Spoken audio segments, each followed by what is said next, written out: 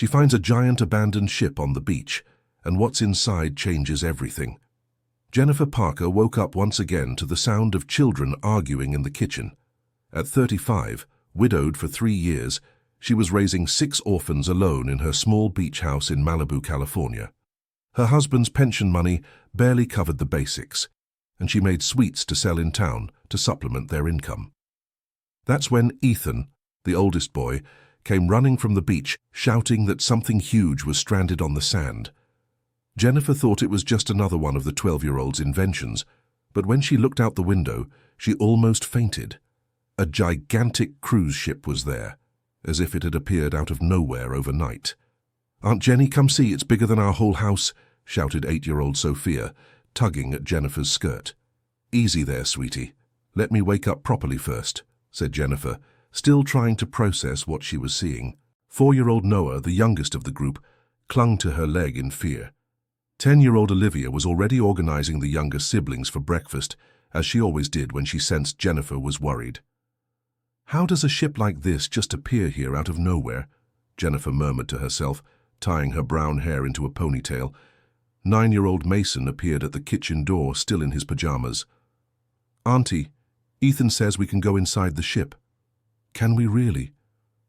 "No one's going anywhere until I check it out properly first," Jennifer replied, serving the oatmeal she had prepared. 6-year-old Matthew, always the most curious, was already at the window trying to get a better look at the ship. "Look, Auntie, there's some writing on the side of the ship." Jennifer approached the window and indeed saw some letters on the side of the vessel, but it was too far away to read. The tide had gone out overnight, leaving the ship completely stranded on the sand. "Well, after breakfast we'll take a look, but nobody leaves my side, understood?" The children agreed in unison, barely able to contain their excitement. After breakfast, Jennifer put on the navy blue dress she wore when she needed to go out, slipped on her sandals and grabbed the house key. The children got ready quickly, each more eager than the last. The walk to the beach took only 5 minutes, but as they got closer, the ship seemed to grow even larger. It was truly enormous, with multiple decks and windows all along the side. "My goodness," Jennifer sighed, stopping a few yards from the vessel. "Can I touch it, Auntie?" asked Matthew, already reaching out his hand. "Yes, but be careful." The children spread out around the ship, touching the hull, trying to find an entrance. It was Olivia who shouted first. "Aunt Jenny, I found a door here." Jennifer ran to where Olivia was. There was indeed a side door, slightly ajar, as if someone had rushed out and forgotten to close it. "Do you think there's anyone inside?" asked Sophia, hiding behind Jennifer. "Only one way to find out," said Jennifer, taking a deep breath. She called out loudly, knocking on the side of the ship. "Is anyone there? Hello?" Complete silence. Only the sound of waves and seagulls. "I think it's really empty, Auntie," said Ethan. Jennifer hesitated. On one hand, she was curious. On the other, she was afraid of trespassing. But curiosity won. "All right, let's go in, but stick close to me. And if I say we leave, everyone runs out. Agreed?" "Agreed!" shouted all 6 children. Jennifer pushed the door, which made a loud metal noise. The interior was dark, but rays of sunlight came through some windows, creating a somewhat spooky atmosphere. "Wow," murmured Mason, looking up at the high ceiling. They were in some kind of main hall. There were armchairs scattered around, some overturned, others covered in dusty sheets. At the back of the hall, a staircase led to the upper floors. "What a strange place," said Olivia, always the most observant. "It looks like people ran out of here," commented Ethan. Jennifer also found this odd. There were half-full glasses on some tables, open newspapers, as if people had simply vanished. "Let's look around a bit more, but slowly," she said. They all went up the stairs together. The first floor had a long hallway with several doors on both sides. Jennifer opened the first door and almost screamed. The room was full of cribs, dozens and dozens of empty cribs, all in neat rows. "What is this, Aunt?" asked Noah, clinging to her skirt. "I don't know, sweetie. I don't know." Dear listener, if you're enjoying the story, please take a moment to like and especially subscribe to the channel. It really helps us who are just starting out. Now, continuing. Jennifer entered the room of cribs with the children behind her. Each crib had a small card hanging on it, but most were blank or the ink had faded with time. "Aunt, look here," called Sophia, pointing to a table in the corner of the room. On the table were piles of scattered papers, some official documents, and several black and white photos. Jennifer approached and began examining the papers. "St. Francis Orphanage, International Adoption Program," she read softly. "What is that, Aunt?" asked Olivia. "I think this ship was a place where orphaned children stayed, just like you." The children fell silent, processing the information. Jennifer kept sifting through the papers when a photo caught her attention. It was an elegant woman with neatly styled hair, holding a baby in her lap. Something about that photo bothered her. "Can I see, Aunt?" asked Ethan, coming closer. Jennifer showed him the photo, but it was Olivia who spoke. "That baby looks like you, Aunt Jenny." Jennifer looked at the photo again. The baby really did have features similar to hers, but that was impossible. She was born in Los Angeles, raised in a regular orphanage until she was 16 when she got a job as a housekeeper. "Must be a coincidence," she murmured, but she slipped the photo into her dress pocket. They continued exploring the ship.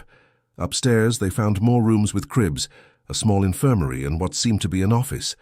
In the office, the drawers were open and papers were scattered on the floor. It was Matthew who found the diary. "Aunt, I found a book under the table." Jennifer took the brown-covered notebook. On the first page was written, "Logbook, St. Francis Floating Orphanage, 1978-1985. 1978, read Ethan over her shoulder. "That was a long time ago." "Before you were born," said Jennifer, starting to flip through the diary. The first pages talked about the orphanage's routine, the care of the children, the adoptions that took place. But as she read on, Jennifer realized something was wrong. "March 15, 1982. 15 more children arrived today. The director said we're heading for international waters tomorrow. The adoptions are happening too fast. Some buyers don't even go through the proper interview." "Aunt, are you okay?" asked Olivia, seeing Jennifer's worried expression. "Yes, my dear, just reading here." Further in the diary, August 2nd, 1983. "I discovered that some birth certificates are being forged. Dr. Williams is selling the children, not promoting legal adoptions. I tried to talk to the head nun, but she told me to keep quiet." Jennifer's heart began to beat faster. She kept reading. December 10th, 1984. "One of the nurses left a girl on Malibu Beach on the doctor's orders. Said the girl had health problems that would complicate the sale." My God, what are we doing? Jennifer stopped reading. Malibu, the same beach where she lived now. And 1984. She had been born in 1984.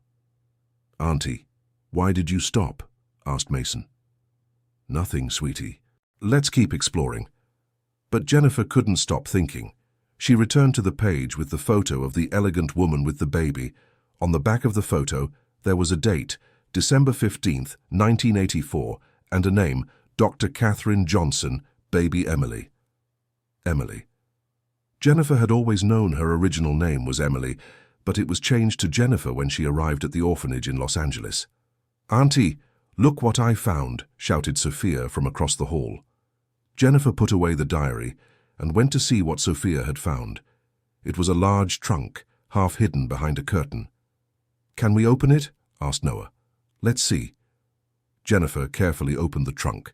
Inside were baby clothes, some old toys, and more photos. But what caught her attention was a sealed envelope with the name Emily Malibu handwritten on it. With trembling hands, Jennifer opened the envelope. Inside were a birth certificate and a letter. The certificate was hers. Emily Parker, born on December 15, 1984, daughter of Catherine Johnson. The letter said, "My dear daughter, if you're reading this, it means you've managed to return to the place where it all began. My name is Catherine Johnson, and I am your biological mother. I was forced to give you up when you were just 2 weeks old.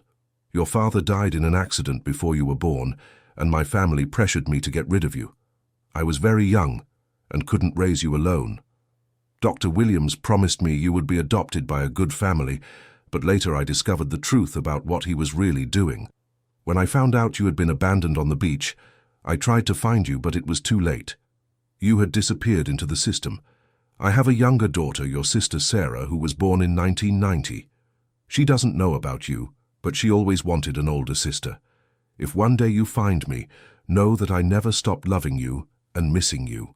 With all my love, Catherine Johnson. Jennifer sat on the floor, her legs weak. The children approached, concerned. Aunt Jenny, are you crying?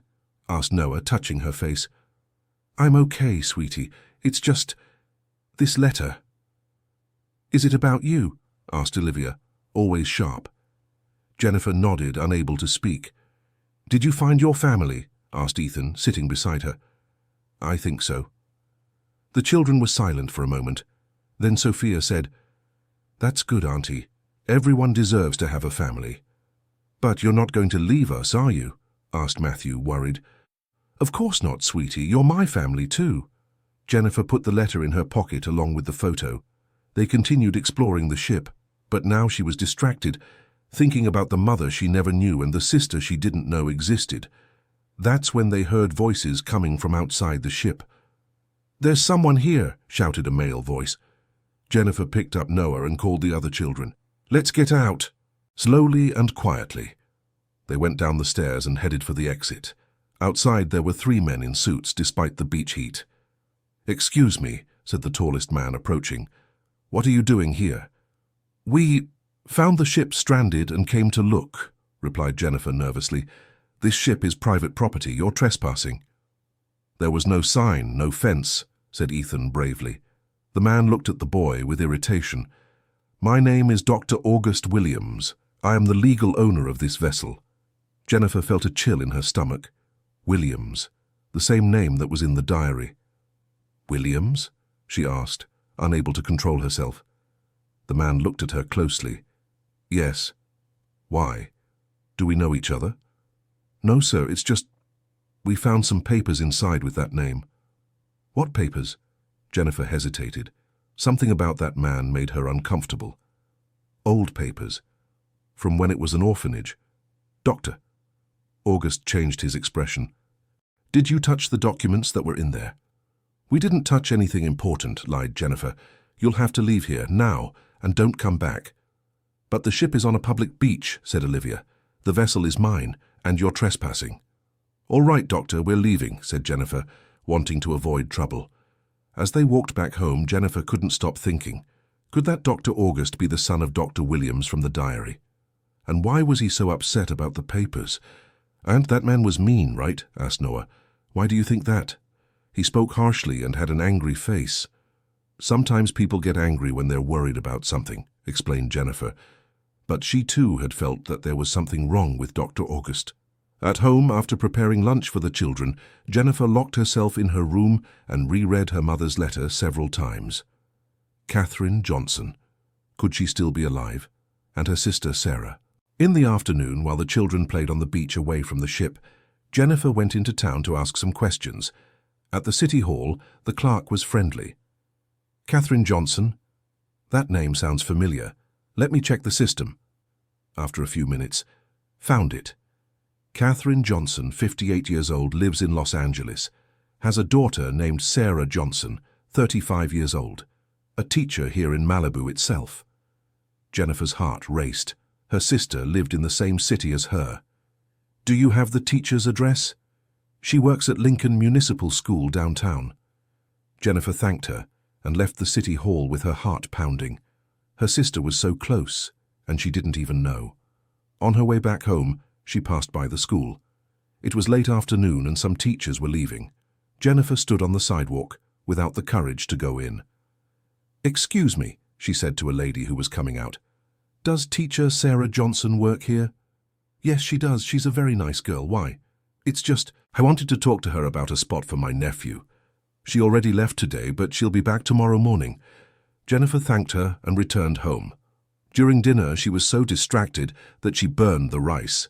Aunt, you've been acting strange since we went to the ship, observed Olivia. It's just been a day full of surprises, my dear. Are you going to tell us what was in those papers? Asked Ethan. Jennifer looked at the 6 children around the small table. They deserved to know the truth. I found out some things about my family, and she told them about the letter, about the mother she never knew, and about the sister who lived so nearby. "Wow," said Mason. "It's like in a movie." "Are you going to look for her?" asked Sophia. "I don't know, I'm scared." "Scared of what?" asked Matthew. "What if she doesn't want to meet me? What if she gets angry?" "Aunt," said Olivia with the wisdom of her 10 years, "if I had a sister I didn't know, I'd really want to meet her." "That's true," agreed Ethan. "Family is family." That night, Jennifer could hardly sleep. She kept imagining what it would be like to meet her sister, what she would say, how Sarah would react. The next morning, after leaving the older children in charge of the younger ones, Jennifer dressed in the prettiest dress she had and went to the school. The secretary greeted her. "Teacher Sarah is teaching right now, but she has a break in 20 minutes. Can you wait?" "Yes, I can." Jennifer sat in a chair outside the classroom and listened to the teacher's voice explaining math to the children. It was a sweet, patient voice. When the bell rang, the children ran out to the playground, and then a woman with brown hair, about the same height as Jennifer, appeared in the classroom doorway. Sarah. The two looked at each other for a moment, and Jennifer had the strange sensation of looking at herself in the mirror. Despite the age difference, they were very much alike. "Excuse me," said Jennifer, approaching. "Teacher Sarah?" "Yes. Can I help you?" "My name is Jennifer Parker. I need to talk to you about something very important." Sarah noticed the seriousness in her voice. "Let's go to the teacher's lounge. It's more private there."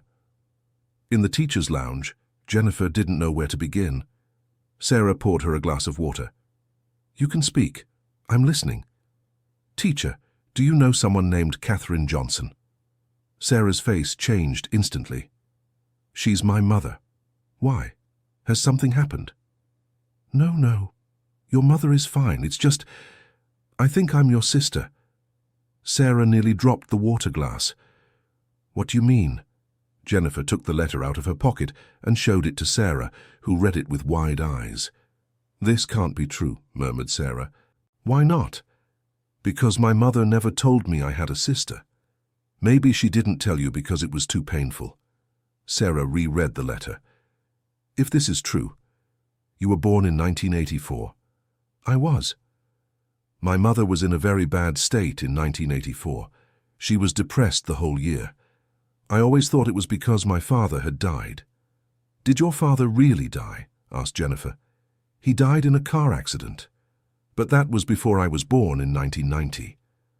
"It's not the same father," said Jennifer, showing the birth certificate. Sarah looked at the document. "Richard Parker, I've never heard that name."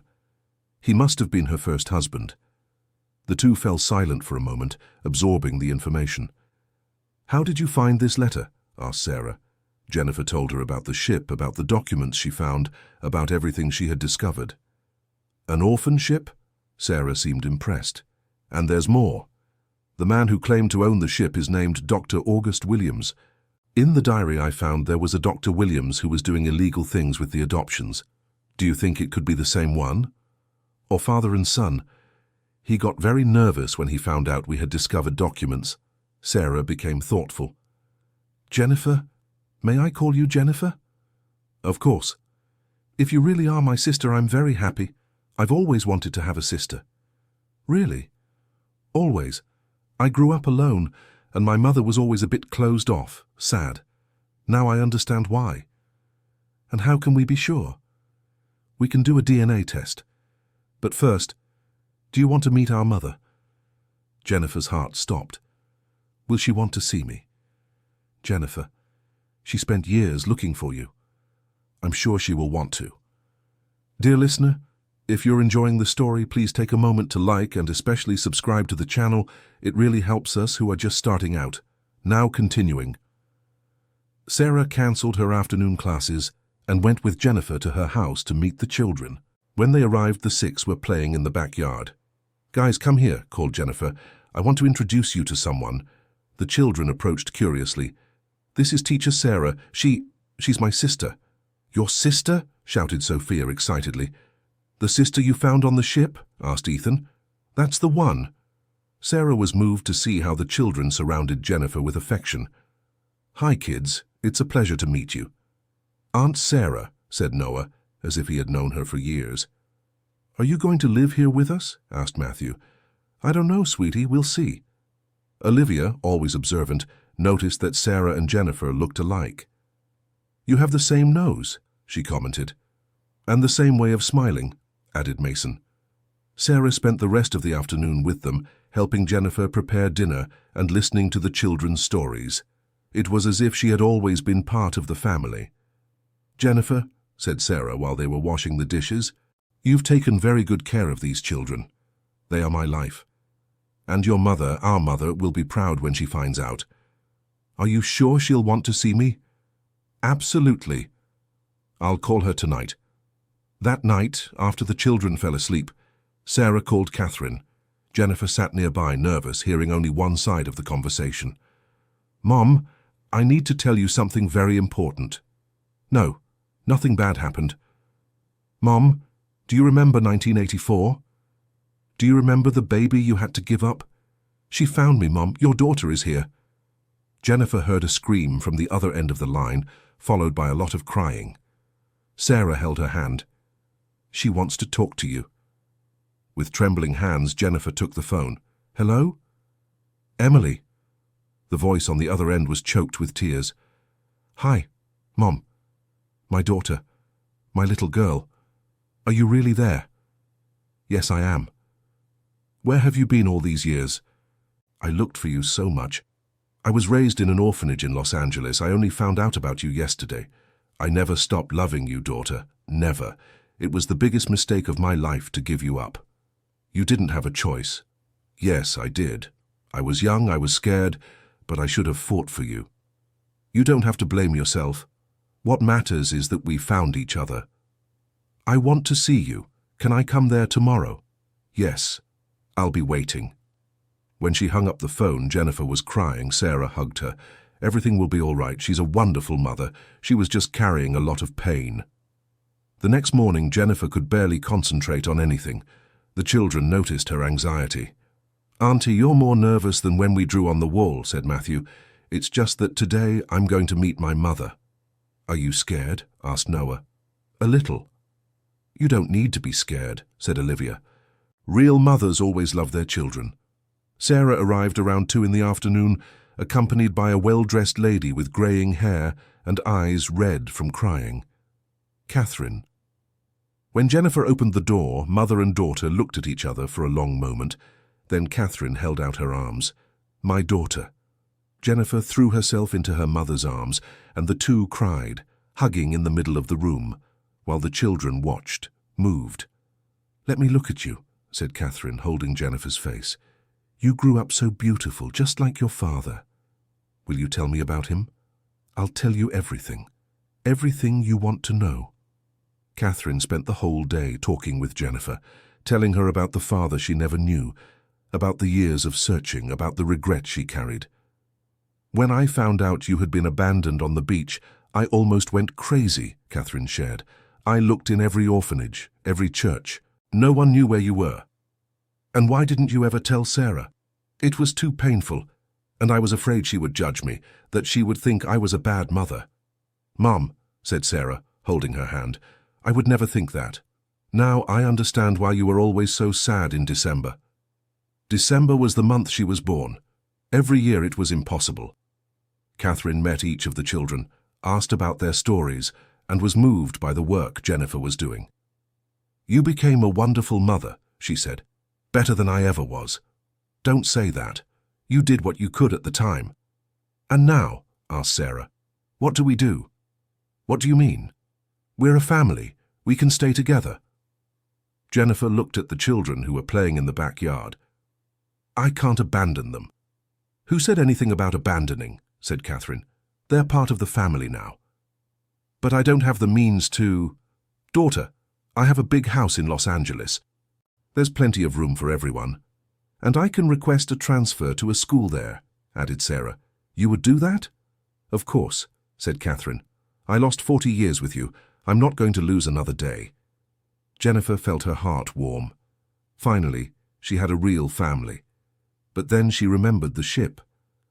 "Mom, there's something I need to take care of here first."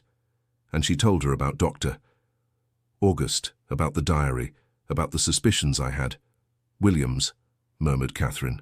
I remember him. He was a terrible man. So you really know this Dr. Williams? Unfortunately, yes. He was the one who organized everything. Said you would be adopted by a wealthy family in Europe. I was very naive, I believed it. And now a Dr. August Williams shows up wanting to keep the ship. Must be his son, said Sarah, trying to hide his father's crimes. Or continue with the crimes, added Catherine. What do you think we should do? First, let's go to the ship and get all the documents we can, said Sarah. Then we take them to the authorities. But what if he doesn't let us in? We'll all go together. He won't dare face an entire family. The next day, Catherine, Sarah, Jennifer, and the 6 children went to the beach. The ship was still there, but now there was a makeshift fence around it and a sign, "Private property, no trespassing." What's that? Asked Ethan, pointing at the fence. It's his way of trying to keep us away, said Jennifer. But the beach is public, reminded Olivia. True, he can't fence off a beach. They approached the fence. It was made of wood and wire, clearly makeshift and poorly done. Look, said Sarah, pointing. The fence doesn't go all around the ship, only the front. So can we go in from the back? Asked Mason. We can walk around, said Catherine. They walked along the beach to the back of the ship. Indeed, there was no fence there. Should we go in? Asked Jennifer. Let's, but if someone shows up, we say we were just walking on the beach, said Sarah. They entered the ship through the same door as before, but this time there was someone inside. Dr. August Williams was in the office going through the papers. When he heard noise, he rushed down. What are you doing here? I told you not to come back. The beach is public, said Catherine with a firmness that impressed Jennifer. The ship isn't. Prove it, challenged Sarah. Dr. August turned red with anger. I have the purchase documents. Purchase documents for what? Asked Catherine. For a vessel abandoned 40 years ago. My father was the original owner. Your father was a criminal, said Catherine, looking him in the eye, and it seems you are too. You don't know what you're talking about. Yes, I do. Your father sold children, and you're trying to hide the evidence. Dr. August looked around, seeing he was outnumbered. You can't prove anything. Yes, we can, said Jennifer, showing the diary. It's all in here. That diary has no legal value. But it has moral value, said a voice behind them. Everyone turned. At the ship's entrance stood a man in his 50s, well-dressed, accompanied by a younger woman. Who are you? Asked Dr. August. My name is Robert Anderson. I'm a journalist, and this is my assistant, Lauren. A journalist? Dr. August grew even more nervous. We're investigating a tip about child trafficking related to this ship. Jennifer looked at Sarah, who signaled for her to stay quiet. What tip? Asked Dr. August. We received an anonymous call yesterday saying there were important documents here. This is trespassing. Actually, it's not, said Robert, showing a paper. I have a court order to examine this vessel. Dr. August paled. What do you mean, court order? A judge found our tip interesting, especially after we discovered that your father, Dr. Williams, had been wanted by Interpol since 1985. My father is dead. We know, but his crimes haven't expired, and if you're trying to hide evidence, you become an accomplice. Dr. August looked around at everyone, weighing his options. I was just trying to protect my family's memory. Protect how? Hiding the crimes? They weren't crimes, they were adoptions. Adoptions sold for money, said Catherine, without proper paperwork, separating mothers from children by force. Are you one of the mothers? Asked Robert, interested. I am. And this is my daughter, said Catherine, placing her hand on Jennifer's shoulder. One of the children from the ship? Yes. I found this letter yesterday, said Jennifer, showing the document. Robert and Lauren examined the letter and the diary. This is gold for our investigation, said Lauren. Dr. August, said Robert, you have 2 options. Cooperate with our investigation or be charged with obstruction of justice, Doctor. August sighed, defeated. What do you want to know? We want all the documents that still exist, all the lists of children, all the fake certificates, all the financial records. I don't have anything else. I burned everything when my father died. "You're lying," said Olivia, with the courage of her 10 years. Everyone looked at her, surprised. "How do you know?" asked Robert. "Because when we first got here, he was handling papers upstairs. And today, too. If he had burned everything, he wouldn't have anything to handle." Robert smiled. Smart girl. Dr. August realized he was cornered. "All right.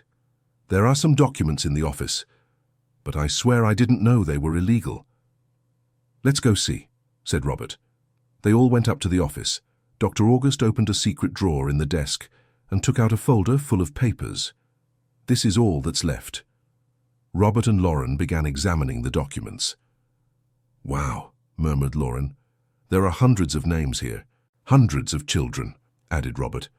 "Is there a way to find the families?" asked Jennifer. "Some maybe. Others. It might be difficult." Catherine took one of the papers from Lauren's hand. "Look here," she said, pointing to a name. "Baby John, sent to German family on 03/12/1983. "Do you know this baby?" asked Sarah. "He was a boy in the crib next to Jennifer's. I remember him because he cried a lot." "Poor child," sighed Lauren.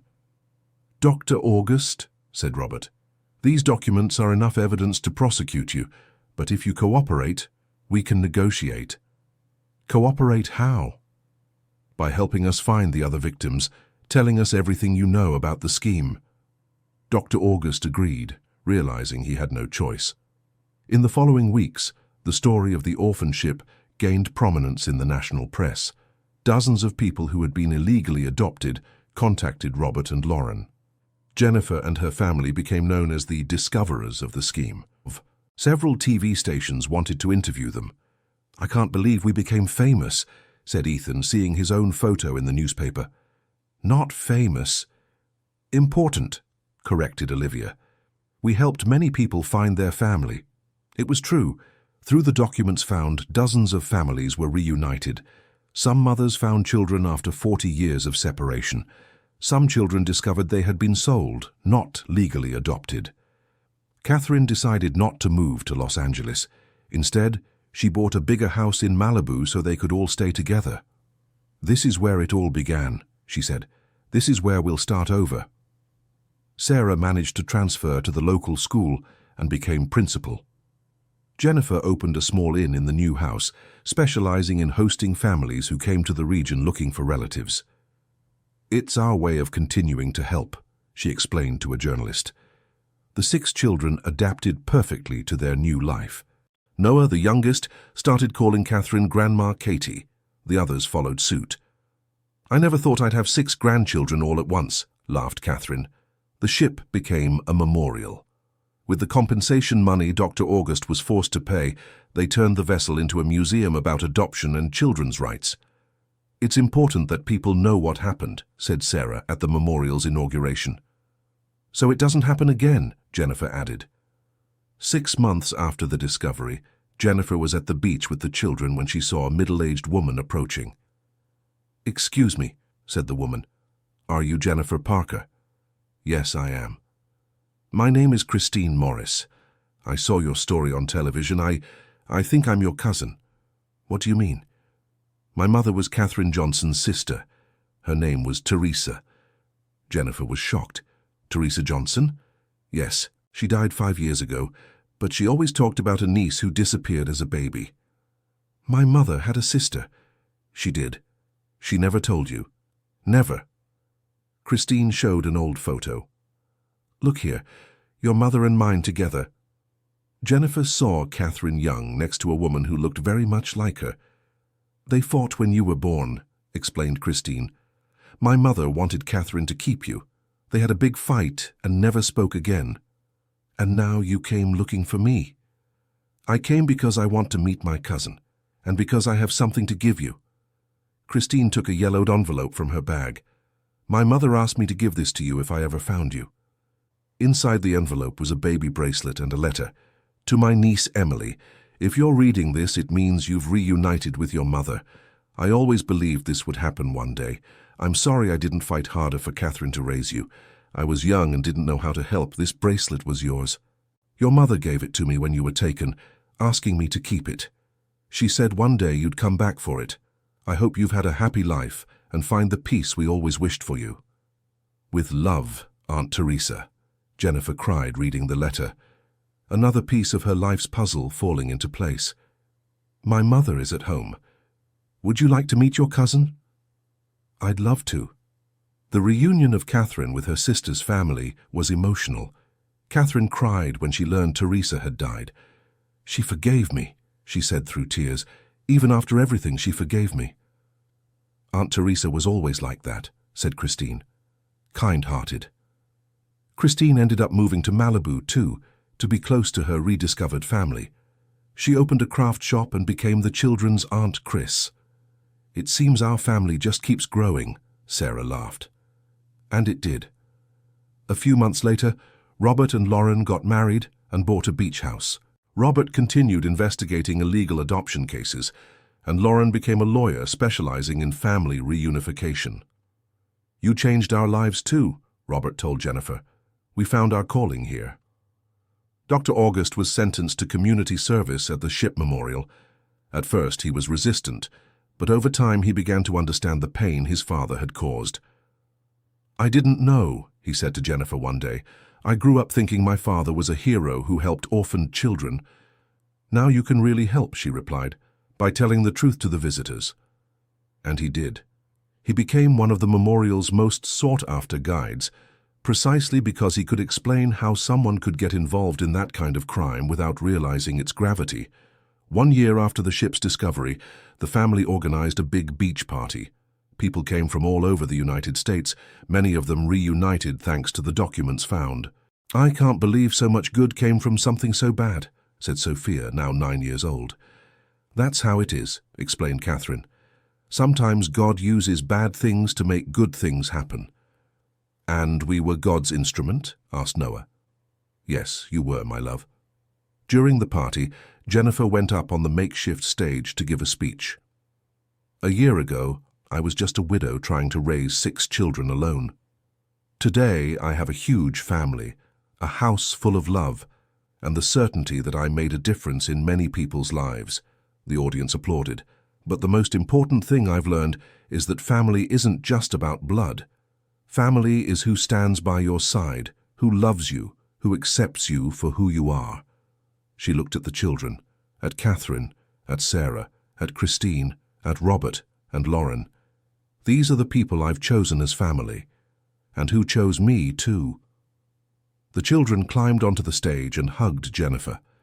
Catherine and Sarah joined the group hug, followed by Christine. Group hug, shouted Ethan, and everyone laughed. That night, when the party ended and the children went to sleep, Jennifer stayed on the porch of the new house, looking at the illuminated ship. What are you thinking about? Asked Catherine, sitting down beside her daughter. I'm thinking about how unpredictable life is. If the children hadn't seen the ship, you'd still be my daughter, and I'd still love you. But maybe we would never have met. We would have. One way or another, a mother and daughter always find each other. Jennifer took her mother's hand. Mom, can I ask you something? Of course. Do you regret anything? Catherine thought for a moment. I regret giving you up, but I don't regret the outcome. Look at the wonderful woman you've become. Look at how many lives you've touched. Do you think I would have been different if I had stayed with you? Maybe, but not better. You're perfect, just the way you are. Thank you, Mom. Thank you, daughter, for forgiving me, for accepting me, for letting me be part of your life. The two sat in silence, listening to the sound of the waves. Mom? Yes? I love you. I love you too, my daughter. I always have.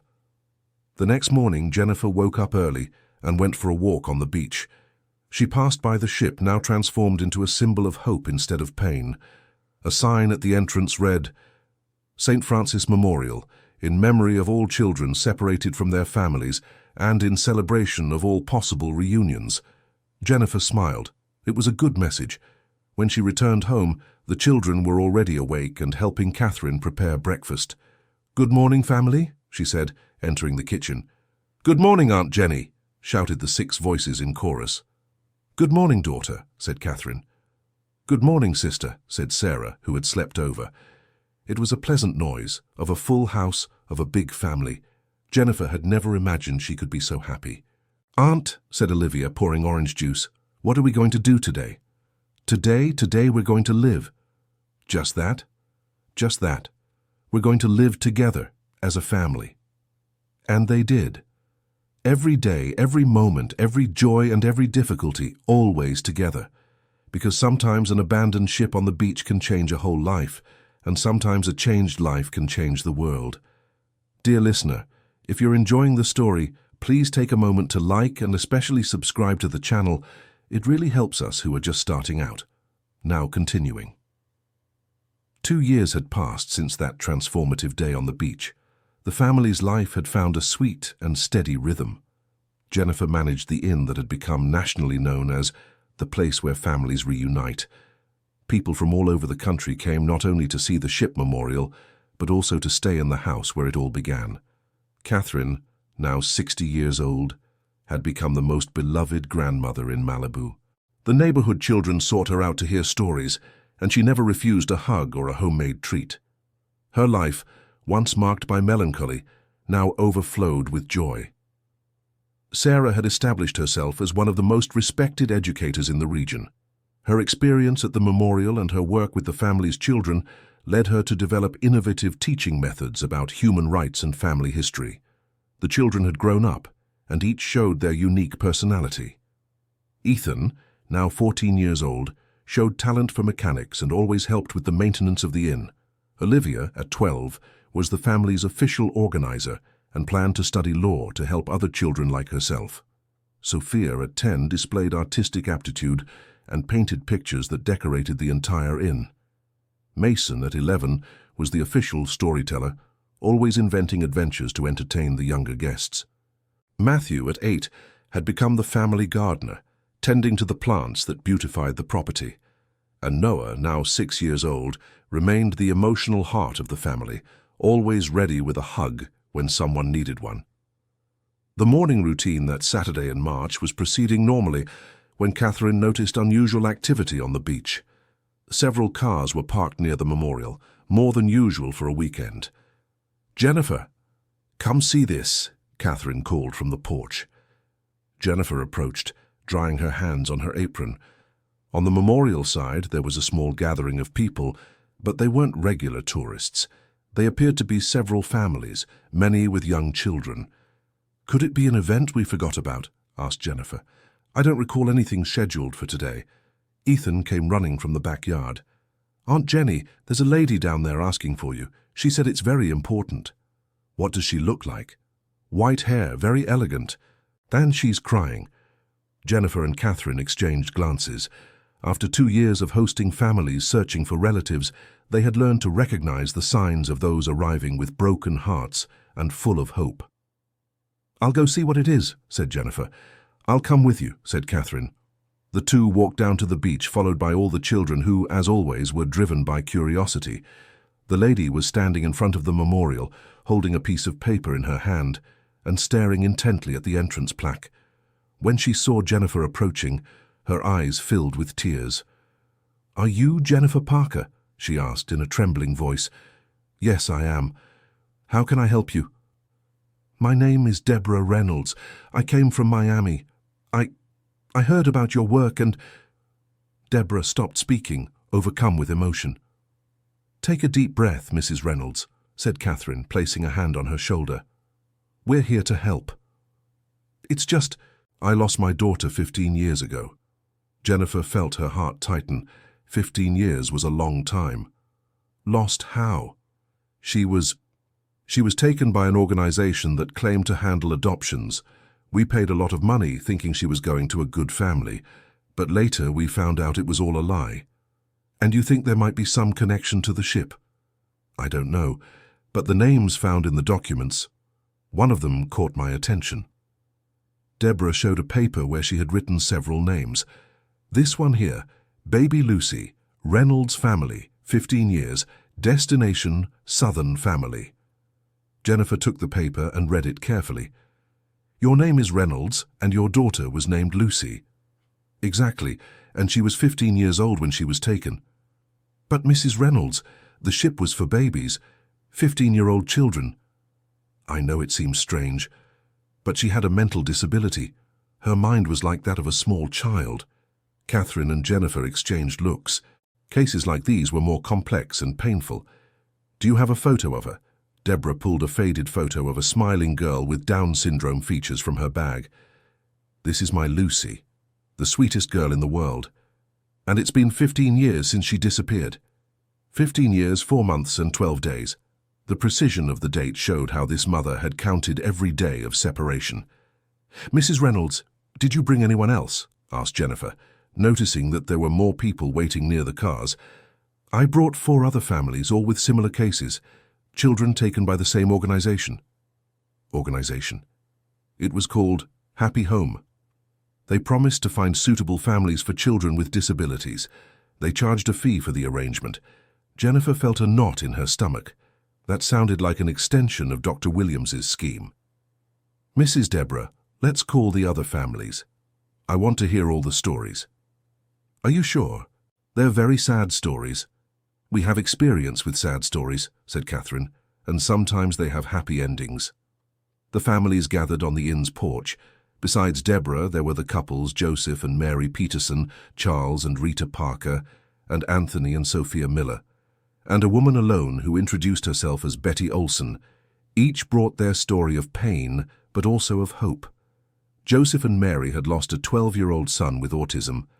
Charles and Rita were looking for a 10-year-old boy who was born with hearing problems. Anthony and Sophia searched for 8-year-old twins who had been taken after the death of the grandparents who raised them. And Betty was looking for her 16-year-old grandson who had been given up when she got sick and could no longer care for him. Did all of you pay this organization Happy Home? Asked Sarah, who had arrived during the introductions. We did, said Joseph. It was a lot of money, but they said it was to ensure our son went to a good family. And then what happened? Then we never heard from them again, said Rita, crying. When we tried to contact them, the office had closed.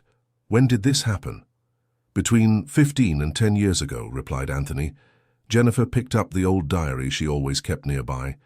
In the final attachments, there were some notes about special cases. Look here, she said, reading a note. Dr. Williams established contact with an organization from the Northeast for special cases, older children and those with specific needs. So there really was a connection, murmured Catherine. It seems so, but how are we going to find these children after so long? It was then that Olivia, always observant, asked a simple question. Have you tried looking for these children on social media? The adults looked at the 12-year-old girl, impressed by the obviousness of the suggestion. Social media? Asked Deborah. Yeah, like Facebook, Instagram. People post photos, tell where they live. But they were children when they disappeared, said Betty. Now they're adults, Ethan reminded, and adults use the internet. Sarah smiled. Olivia is right. Let's try. They spent the rest of the afternoon creating online search profiles, looking for the names of the missing children. The families had brought old photos, documents, anything that could help with identification. Robert and Lauren, who had been called to help, brought more sophisticated search equipment. Let's do this systematically, said Robert, one child at a time, starting with the one who disappeared most recently. They began by searching for Betty's grandson, Mark Olson, who had disappeared 10 years ago when he was 16. Mark Olson is a very common name, said Lauren, typing on the computer. We'll need more information. He had a birthmark on his left arm, said Betty, shaped like a star. And he loved soccer, she added. He dreamed of being a player. After an hour of searching, Lauren shouted, I found something. On the screen appeared the profile of a 26-year-old man, Mark Olson, who worked as a sports equipment technician in Boston. Is it him? Asked Lauren. Betty looked at the photo and started to cry. It's him! It's my grandson! Look at the smile, just the same! Are you sure? Absolutely. And look, there's a photo of him without a shirt. It's the birthmark. Indeed, in a beach photo, the star-shaped mark on the young man's arm was clearly visible. And now? Asked Betty, trembling with emotion. Now we'll get in touch with him, said Robert. How? I'll send a message explaining the situation, carefully so as not to scare him. Robert typed a delicate message explaining about Betty's search and asking if Mark was interested in talking with her. The response came in less than 20 minutes. My God, I always knew I had family somewhere. My adoptive grandmother told me I'd been placed by an organization when my biological family could no longer care for me. I'd really like to speak with my grandmother. Betty read the message and fainted from emotion. When she came to, she was surrounded by the whole family and the guests. He wants to talk to me, she asked, still dazed. Yes, he does, and more. He said he always knew he had family and always wanted to find you. Can I call him? You can. He left his phone number. With trembling hands, Betty dialed the number. Everyone stayed silent, hearing only one side of the conversation. Hello, Mark. I'm your grandmother, Betty. My grandson. My boy. Are you well? I never stopped looking for you. Can you come here? Whenever you want, my son. I love you so much. The conversation lasted almost an hour, with lots of crying from both sides. Mark shared that he'd been adopted by an elderly couple in Boston who raised him with love, but were always honest about his origins. He graduated in physical education, was married, and had a young daughter. He's coming next weekend, Betty announced when she hung up, and he's bringing his family. You're going to be a great grandmother, said Catherine, hugging her new friend. The success of the first search energized all the other families. They spent the entire afternoon searching for the other children. The second to be found was Lucy, Deborah's daughter. She was living in a small town in Wisconsin, cared for by a rural family who treated her more like a servant than a daughter. When Robert managed to make contact, he discovered that Lucy had been registered under another name and didn't know she had family looking for her. Does she remember me? Deborah asked anxiously. Yes, she does. She said she always remembered a lady who made carrot cake and sang her to sleep. That was me. I made carrot cake every Sunday. Deborah's reunion with Lucy was scheduled for the following week. The family in Wisconsin didn't want to give Lucy up easily, claiming she had worked for them for 15 years. Robert had to involve the courts to ensure Lucy could freely choose where she wanted to live. Anthony and Sophia's twins were harder to find because they had been separated. One was in New York City working as a store clerk, and the other in Chicago as an office boy in an office. Neither knew about the existence of their twin brother. They were separated on purpose, said Lauren, examining some documents Robert had obtained about the Happy Home organization. It was easier to sell children individually. The twins' reunion with each other was almost as emotional as their reunion with their parents. They met at Jennifer's Inn, and it was like looking in a mirror. I always felt like something was missing in my life, said one of them. Me too, said the other. Now I understand what it was. The most difficult case was that of Joseph and Mary's son. The boy, who had autism, had been placed in a psychiatric institution and registered as without family. When Robert and Lauren found him, he was 27 years old and had spent the last 15 years sedated and isolated. He's in very bad shape, Robert told Joseph and Mary. The care he received wasn't adequate.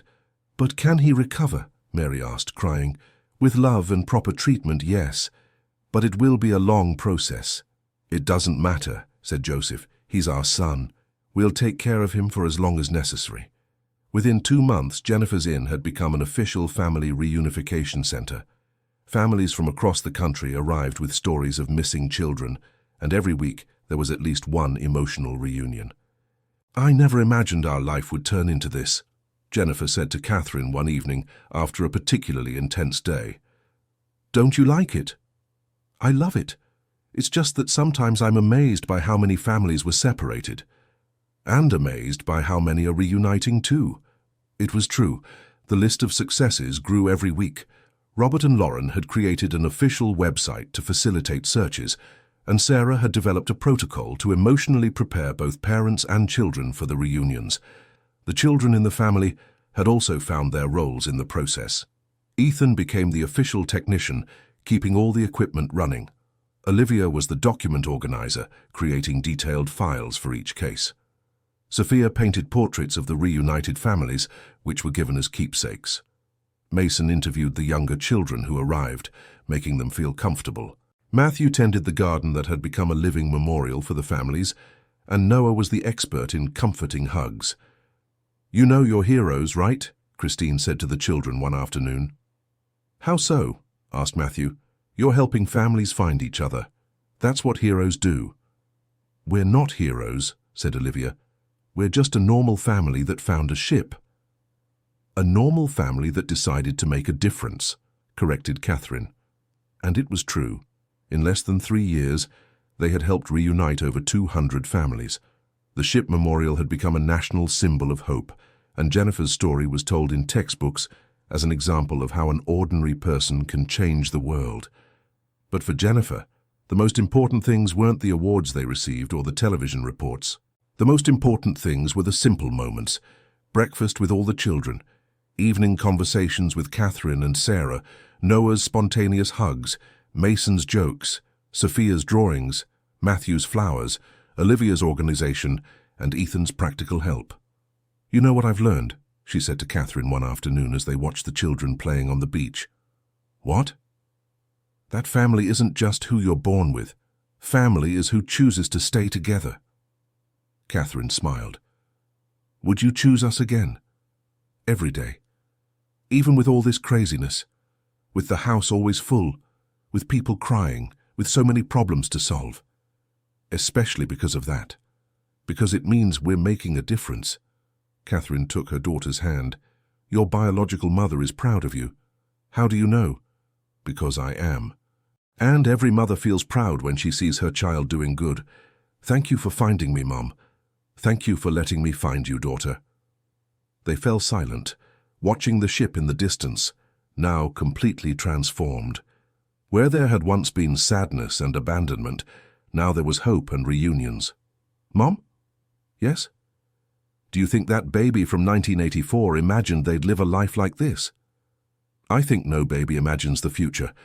They just trust that someone will take good care of them. And you did. We did. All of us. That's what family does." The sun was setting, painting the sky pink and orange. On the beach, other families strolled, some tourists, others who had come to the memorial, others who were neighbors from the area. "Aunt Jenny!" shouted Noah, running toward them. "Come see what I found!" "What is it now?" asked Jennifer, already preparing for another of the boys' discoveries. "I found a bottle with a paper inside." Noah showed a small glass bottle with a cork, and inside it a rolled-up paper. "Must be some tourist prank," said Catherine. "Can I open it?" asked Noah. "Go ahead." Carefully, Noah removed the cork and unrolled the paper.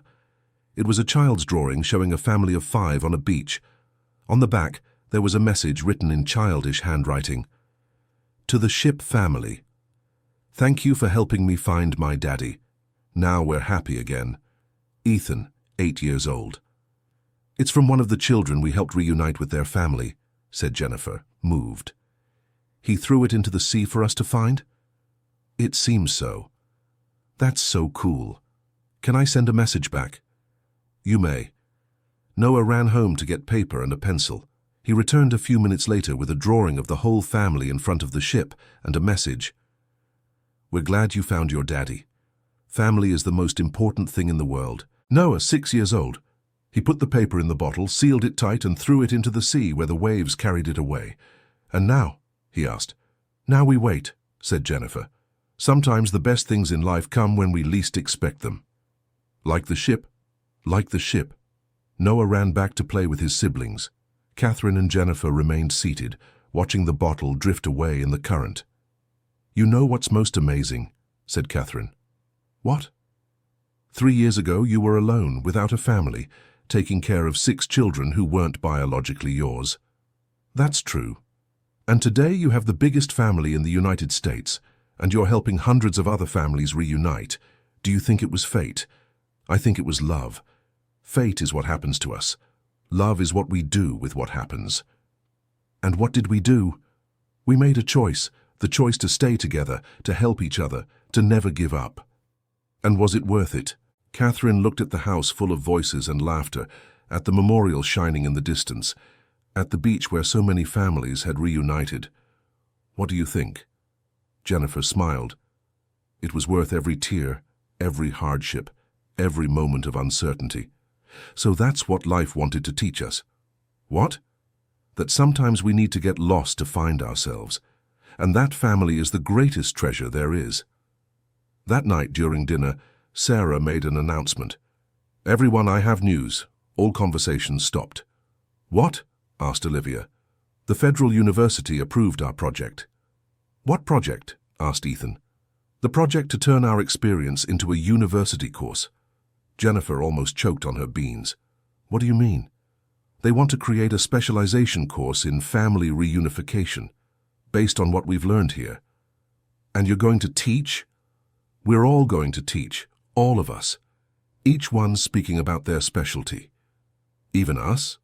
asked Matthew, pointing to his siblings. "Especially you, you're experts at being a family." "Wow," said Mason. "We're going to be college professors. Does that mean we'll have to study a lot?" asked Sophia. "No, it means we'll teach what we already know." "And what do we know?" "That family is serious business," said Noah, with the wisdom of his 6 years. Everyone laughed.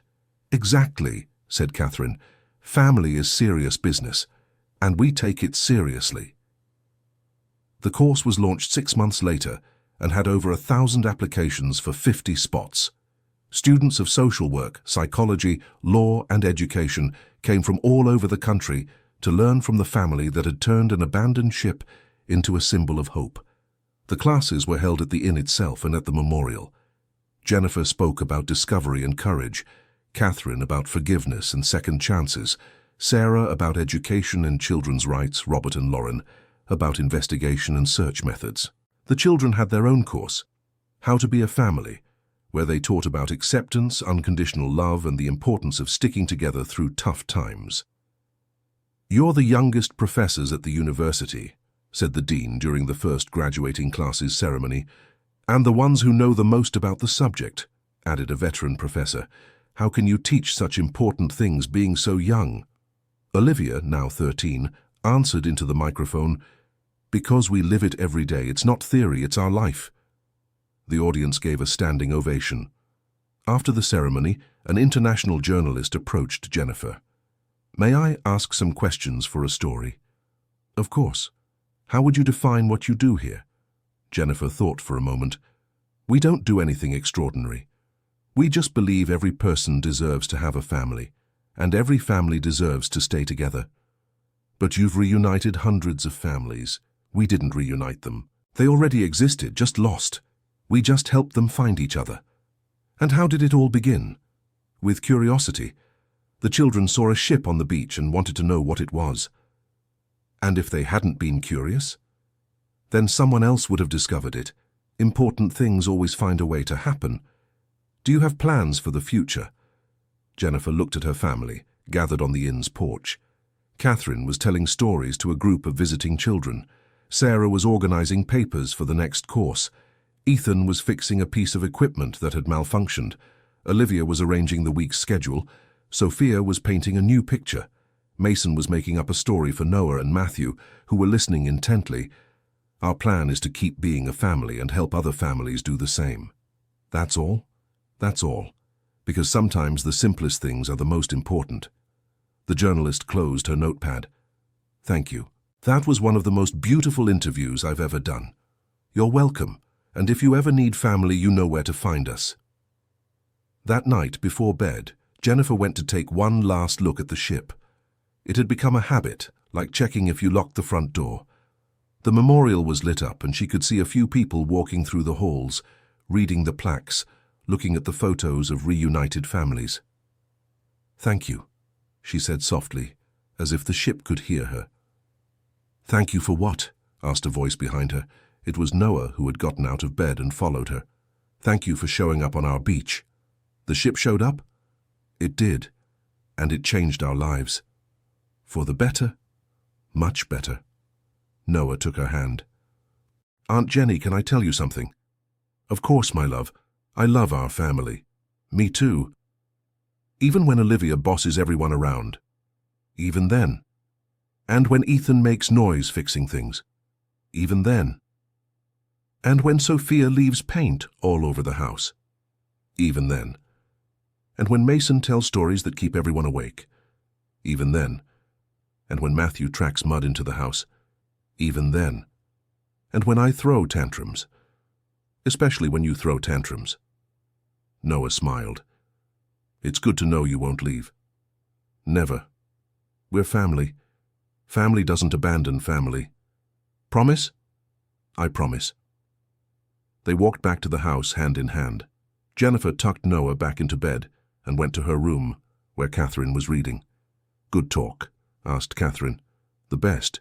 He wanted to make sure we'll always stay together. And will we? We will, no matter what happens. Even if another ship shows up on the beach. Especially if another ship shows up on the beach, the two laughed. Who? Jennifer? Yes? You're the best thing that ever happened to me. You too, Mom. Good night, daughter. Good night, Mom. The next day, as always happened, more families arrived looking for lost relatives. It had become routine. Every Monday, at least 3 new families showed up at the inn. This time it was 5 families, and one of them brought a surprise. It was an elderly couple, accompanied by a middle-aged man. Good morning, said the man. We're the Williams family. Jennifer felt her blood run cold. Williams. Williams? She asked cautiously. Yes, we're siblings of Dr. August Williams. Of Dr. August? That's right. We came to apologize.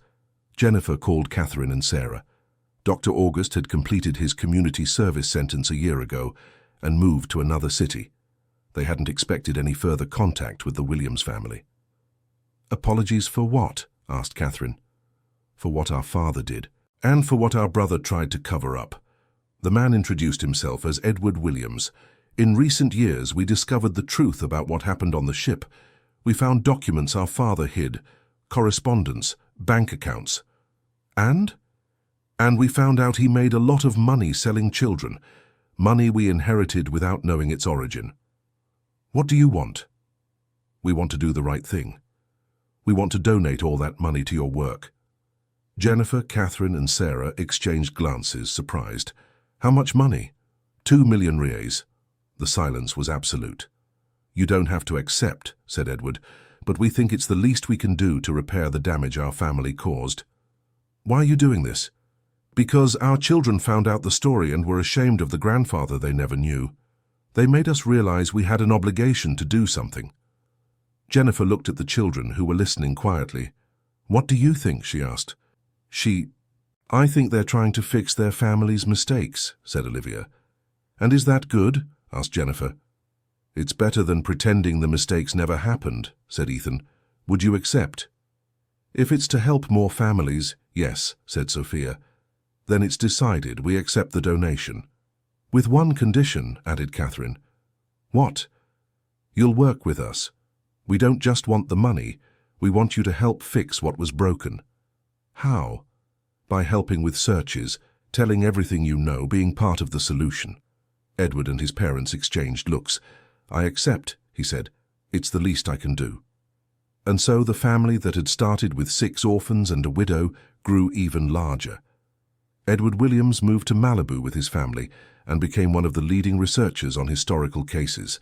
His parents, despite their advanced age, became volunteers at the memorial, telling visitors about the dangers of illegal adoption schemes. With the 2 million reais, it was possible to expand the work dramatically. They opened offices in 5 states, hired specialized social workers, and developed cutting-edge technology for finding missing persons. I never imagined the villain's family would become part of our family, said Mason one afternoon. There are no villains, said Catherine. There are people who make bad choices, and people who make good choices. And what was the Williams family's choice? They chose to fix the mistakes. That makes them heroes. So anyone can be a hero? Anyone. You just have to make the right choice. 5 years after the ship's discovery, Jennifer was organizing office papers when she received an unexpected call. Hello? Jennifer Parker? Yes. My name is Dr. Charles Roberts from the Department of Family Affairs. I'm calling to extend an invitation. What kind of invitation? We'd like you to be our national consultant for family reunification. What do you mean? The government wants to implement your model nationwide. We need someone who truly understands the subject. Jennifer nearly dropped the phone. I don't have a college degree. You have something better. Real experience and proven results. I need to talk with my family. Of course, but I hope you'll accept. The United States needs people like you. When Jennifer told the family about the invitation, the reaction was immediate. You have to accept, said Sarah, but that will mean traveling a lot, being away from you all. Aunt, said Olivia, now 15, you taught us that family isn't about being in the same place. It's about being connected by heart. And imagine how many other families you'll be able to help, added Ethan. Do you really think I should accept? We do, said Catherine. This is what you were born for, to find lost families, to care for people, and now you can care for families across the entire United States. Jennifer accepted the invitation. Over the next 2 years, she traveled throughout the country implementing the Malibu model for family reunification. She created protocols, trained teams, established partnerships with universities. The result was extraordinary. In 2 years, over 10,000 families were reunited across the nation. You've become famous, said Noah, now 8 years old, showing a magazine where Jennifer appeared on the cover. I'm not famous. I'm a person who found her mission. And what is your mission? To care for you and help other families care for each other too. Always? Always. On the 7th anniversary of the ship's discovery, the family organized a beach party.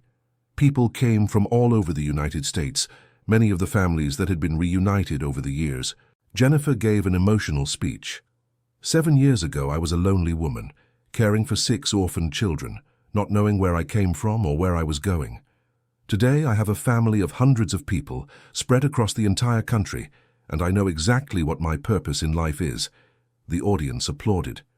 But the most important thing I learned wasn't about family reunification or searching for missing persons. The most important thing I learned was about love. I learned that love isn't a feeling.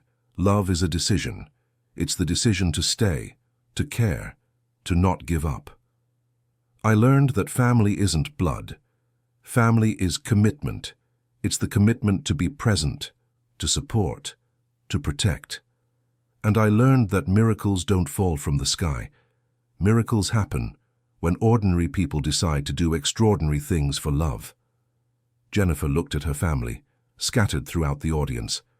Catherine, now 65 years old, more radiant than ever. Sarah, who had become one of the country's top experts in family rights.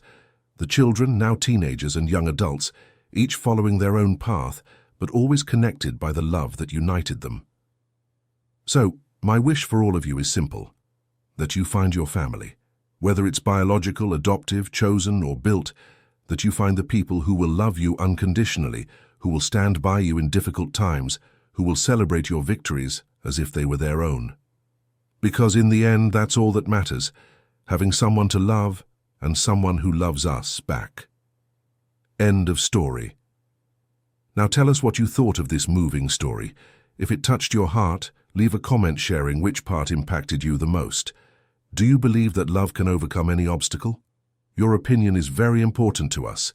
Don't forget to leave your like and subscribe to the channel for more stories that will move you. Thank you so much for your company.